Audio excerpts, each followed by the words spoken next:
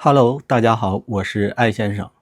最近我的一個頻道通過了 YPP 計劃，最近呢也順利的收到了PIN碼。但是說實話呢，我的心情呢其實並不是多麼開心，因為我遇到了我的第一個大坑。這個大坑是什麼呢？我接下來一會兒跟大家說。我先說說我這個頻道通過 YPP 計劃只需要了一個月的時間就通過了 YPP 計劃，實際上在我的想象裡是非常快的。那麼我先跟大家說一下這個頻道是怎麼做起来的。一開始這個頻道的定位呢，我就是想做一下中國的風景還有人文景點的一些高清的 4K 的拍攝我用一些大疆的相机拍一些中国特別美的風景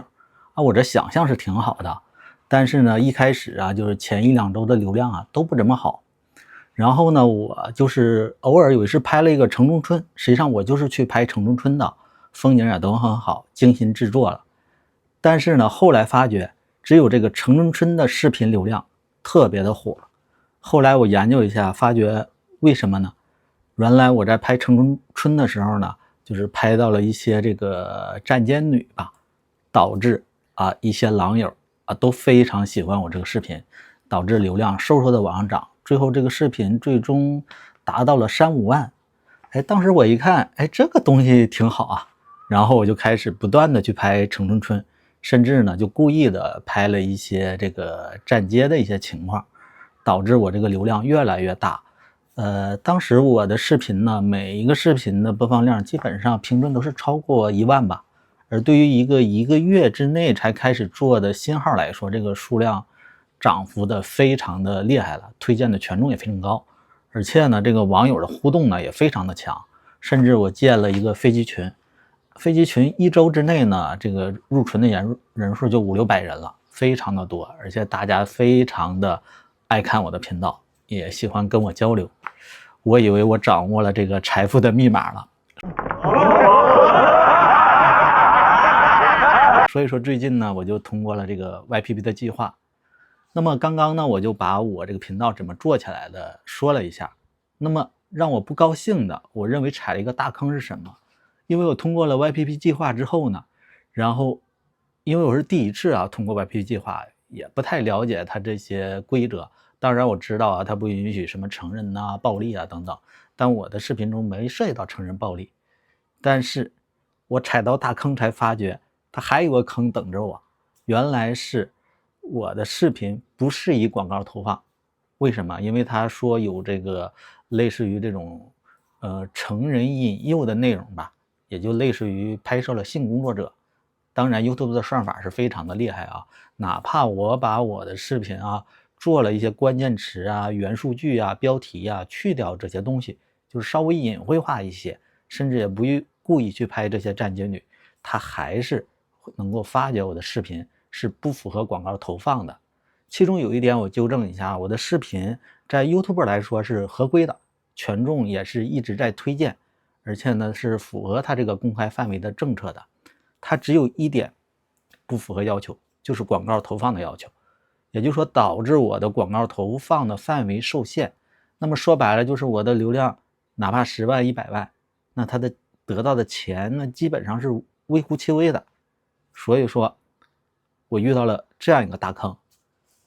所以說呢，现在的問題是什麼？我需要跟大家分享的就是說，我們在 YouTube 上會看見很多人發一些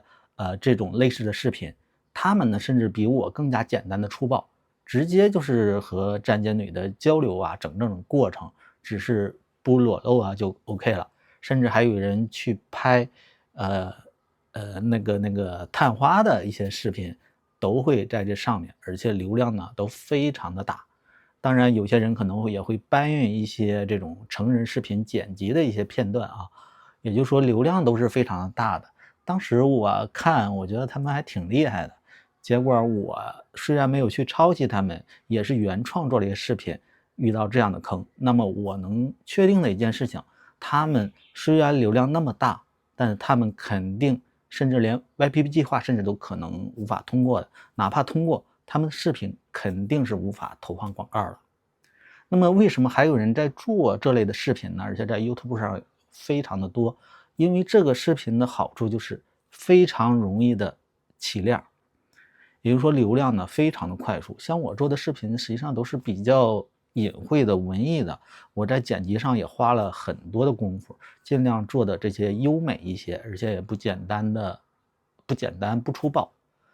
但是呢，他們都是很简单很粗暴的，流量還是那么的大。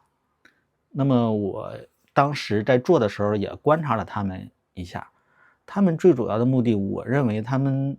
的掙錢方式並不是說通過 YouTube 來給他投放廣告來掙錢，也不是說通過 YPP 計劃，因為他們有巨大的粉絲的話，他們大部分都是通過開建一個會員群，推薦一些更加那什麼的信息來去掙這個錢。比如說像我的粉絲裡有很多人都願意掏這個錢，問我大怎麼進會員群啊？但是我不想掙這個錢啊，因為我覺得掙這個錢我還沒到那個地步啊，而且我也不想掙這個錢。同時呢，他們還有很多的其他的渠道和各種的店鋪的合作呀，做引流啊、會員群啊等等。所以說呢，在 YouTube 上有大量的人在做這個，但是因為我是 YouTuber 小白嘛，第一次做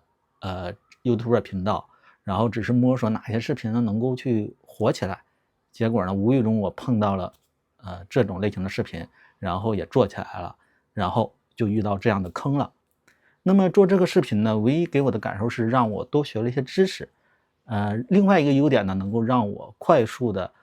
滿足 YPP 的條件，比如說我的這個1000的粉絲非常輕鬆達到了。我申請 YPP 計劃的時候，我的粉絲都3、5千了，然後瀏覽的時長呢也非常輕鬆的做到了，評論量也非常的高。所以說做這個東西的優點就是一，讓我學到了一些經驗啊，知道了 YouTube 更細的一些規則。第二呢，就是說能夠讓我快速的通過 YPP 計劃。那麼接下來呢，我要怎樣做呢？也就是說這個頻道我放棄又可惜，那我還是就是要轉型。那麼轉型又會出現另一個問題，因為我的粉絲都是奔着我這種城中村啊站街的視頻過來的，而我一旦轉型呢，繼續做這種人文的風景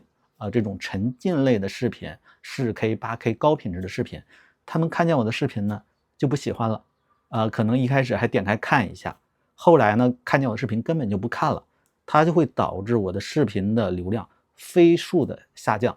也就是說它的點擊率啊、完播率啊完全的沒有，導致我現在轉型過程中這個視頻的播放量幾十個最多是幾百個吧，導致非常的糟糕。但是我這個頻道呢還不能關，因為它畢竟是我第一個通過 YPP 計劃的頻道，我還是希望把它轉型來成功吧。那麼在轉型的過程中呢，我用了很多辦法，當然也是通過這個 YouTuber 它的這個 AI 對話來教我，當然實戰是最主要的。也就是說通過了很多的辦法呢，我的頻道呢已經慢慢的在好轉了。那麼接下來幾期的視頻呢，我會逐漸去講，那麼我如何把一個頻道成功去轉型的。當然現在還沒有轉型太成功，但是至少看見了希望了。那麼希望如果說大家遇到同樣的情況，或者說大家也在做 YouTube 頻道的歡迎一塊兒呢，咱們在評論區交流我們踩過的坑如何去避免它。當然前提我並不是說像別人講 YouTuber 怎樣去運營我不是一個專家，